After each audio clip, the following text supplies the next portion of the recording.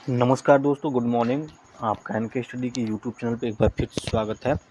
दोस्तों आज 5 सितंबर का दिन है। आज शाम 5:05 पे बेरोजगारों के ताली व थाली का आपको आयोजन करना है। ये राज्य सरकार अथवा केंद्र सरकार के विरुद्ध जो एक अभियान जो छेड़ा गया है, असहयोग का अभियान छेड़ा गया है। और आप लोगों को जितने भी केंद्र सरकार और राज्य सरकार के जितने भी ऑफिशियल चैनल हैं, यूट्यूब चैनल हैं, उन पे जाके आपको डिसलाइक का बटन प्रेस करना है। तो दोस्तों 5 सितंबर, आज 5 सितंबर है। आज शाम 5:05 पे ताली व थाली का आयोजन ज़रूर करें। सरकार को चेताएं कि हम भी बेरोजगार हैं, हमें नौकरी चाहिए। बेरोजगार यूथ पावर स्पेशल डे है। मैं भी बेरोजगार, अपना हथियार चलाना है, चौकीदार को जगाना है। जी हाँ दोस्तों, चौकीदार को उसी की भाषा में जवाब देना है। तो 5:05 पर 5 सितंबर ताली एवं थाली का आयोजन जरूर करें। आपसे एनके स्टडी एक अपील करता है। साथ ही साथ ट्विटर पे जो छड़ा अभियान है उसको सफल अभियान बनाना है, ताकि जो सरकार को लगे, चाहे उत्तर प्रदेश सरकार को चाहे केंद्र सरकार को लगे कि नहीं, युवा अब जाग चुका है, उसको भी बेरोजगार नहीं रहना है। अब उसे रोजगार चाहना, और उसको रोजगार चाहता है वह। तो दोस्तों, नए पदों के सृजन पर रोक, खाली पर भर्ती नहीं होगी।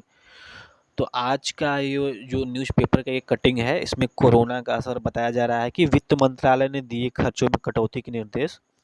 कोरोना महामारी के कारण अर्थव्यवस्था पर पड़े दुष्प्रभाव के चलते केंद्र सरकार ने वित्तीय हालात से निपटने के लिए खर्चों में कटौती शुरू कर दी है। मंत्रालयों, उनसे जुड़े विभागों, संवैधानिक संस्थाओं और स्वायत्त संस्थाओं में नए पद सृजन पर रोक लगा दी गई है। वैसे भी जब से ये केंद्र सरकार आई है, तो नए पद सृजित ही नहीं हो पाए हैं। पुराने पदों को बल्कि डिक्रीज किया जा रहा है, उसको घटाया जा रहा है, उसको हटा दिया जा रहा है। तो ऐसे पदों पर भर्ती तत्काल रोकने को कहा गया है, जो अभी तक भरे नहीं गए हैं। यदि किसी नए पद का सृजन बेहद ज़रूरी है तो पहले व्यय विभाग से मंजूरी लेनी होगी। हालांकि इसके दायरे में 1 जुलाई 2020 के बाद सृजित पद ही आएंगे। नए पदों का सृजन रोकने की जिम्मेदारी सभी विभागों व मंत्रालयों में चीफ अकाउंटिंग अथॉरिटी की भूमिका निभा रहे सचिवों को दे दी गई है। दोस्तों, आज का एक बहुत बड़ा न्यूज़ है कि नए पदों के सृजन पर रोक लगा दी गई है, अर्थात कोई भी नया पद अब सृजित नहीं होगा। और जो भी खाली पद पड़े हैं उस पे भी नई भर्ती नहीं होगी। ये सरकार का दो टूक साफ साफ कहना है। तो भर्तियों पर ताला लगा हुआ है, कोई सुनने वाला नहीं है। प्रतियोगी छात्रों ने रोजगार के लिए सोशल मीडिया पे छेड़ा हुआ है अभियान। तो दोस्तों, ये आज के मैं अमर उजाला को धन्यवाद देना चाहता हूँ कि अमर उजाला ने जो है कि ये न्यूज़ जो है कम से कम प्रकाशित किया अपने न्यूज़पेपर में, कि भर्तियों पर ताला लगा हुआ है, कोई सुनने वाला नहीं है।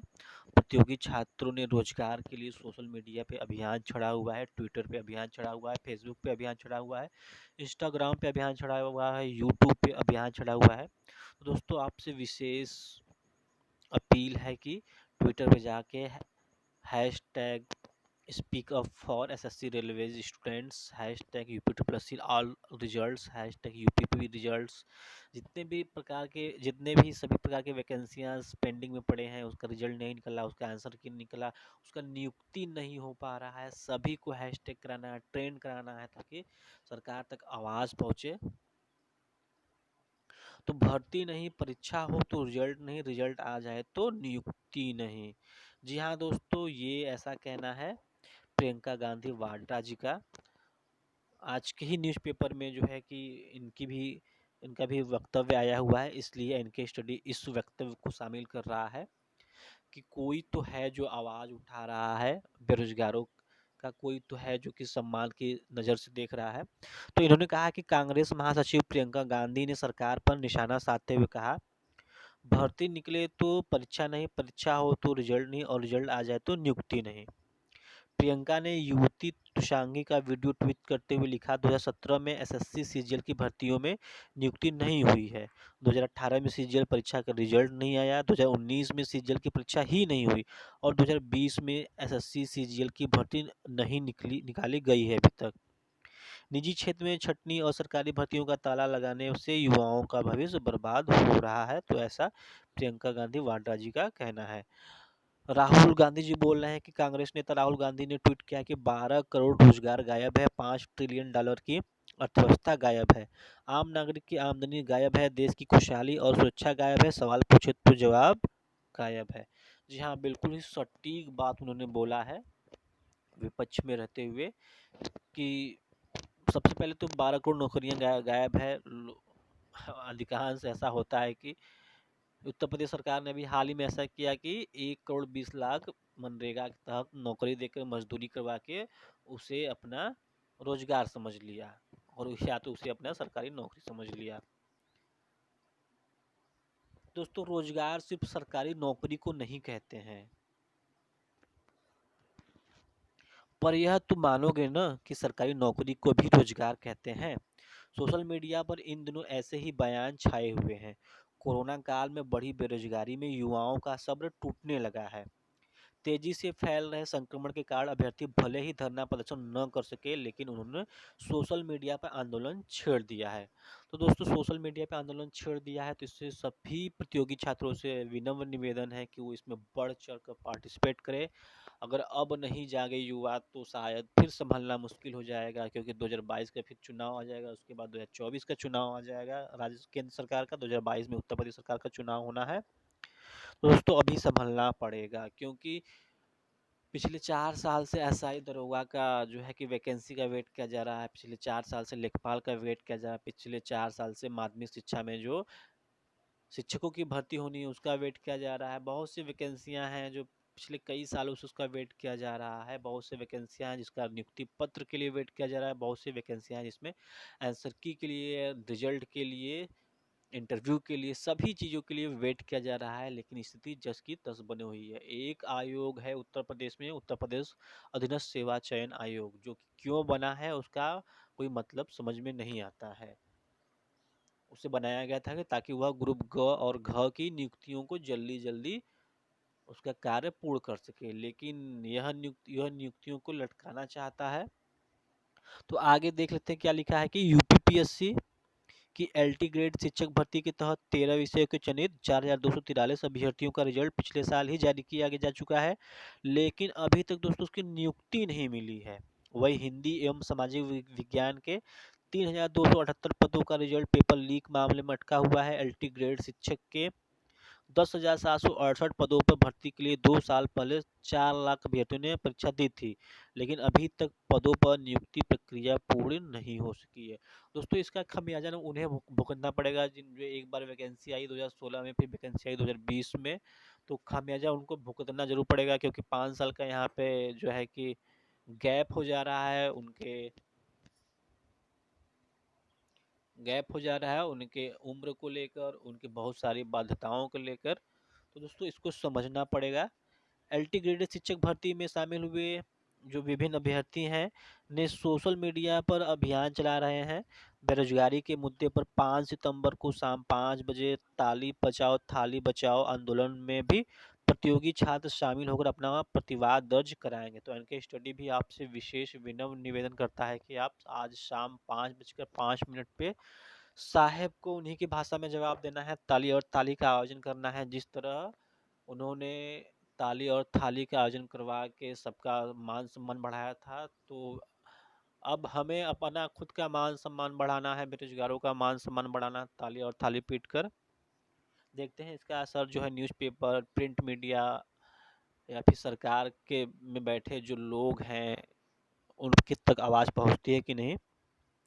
तो इन दिनों सोशल मीडिया पर एक रिपोर्ट तेजी से वायरल हो रही है, जिसके अनुसार केंद्र सरकार ने के जॉब पोर्टल पर 40 दिनों में 69 लाख बेरोजगारों ने रजिस्टर किया है। तो दोस्तों, सबसे बड़ा जो न्यूज़ सामने है कि 40 दिनों में मात्र ही 70 लाख के करीब बेरोजगारों ने रजिस्टर किया है, जिसमें काम मिला मात्र 7700 को, यानी 7700 को ही काम मिला है 70 लाख में, कि यानी 1000 से भी में एक व्यक्ति को ही काम मिला है।